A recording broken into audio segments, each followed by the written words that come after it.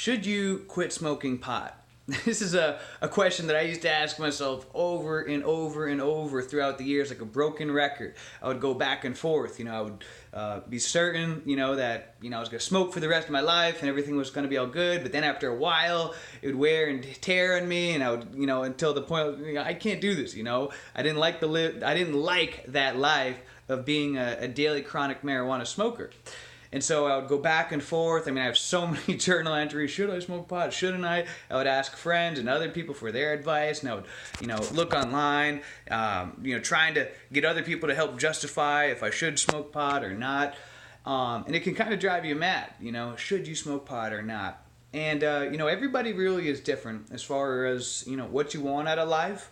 Or whatever, it's some people, sure, smoke pot your whole life and whatever. If that's what works for you, hey, I got nothing against that, What I'm about helping people that don't want to, that want to quit, that want to free themselves from the addiction and don't want to have to smoke pot for the rest of their life and want to be able to go through life without needing to smoke and having the cravings and things like that.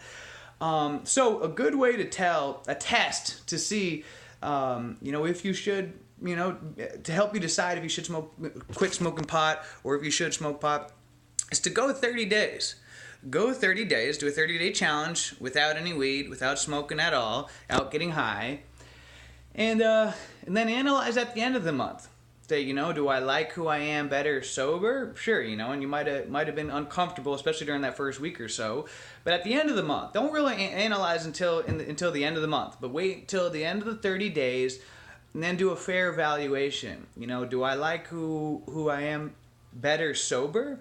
Do I like my level of productivity and the way that I handle life and the way that I am as a human being, my overall health, and just kind of do like a full assessment. To do an overview to see how you like yourself. And maybe at the end of it, you might say, you know what? I like me high every day. I like that version of me better that gets up, smokes, and smokes all day, every day. Then great.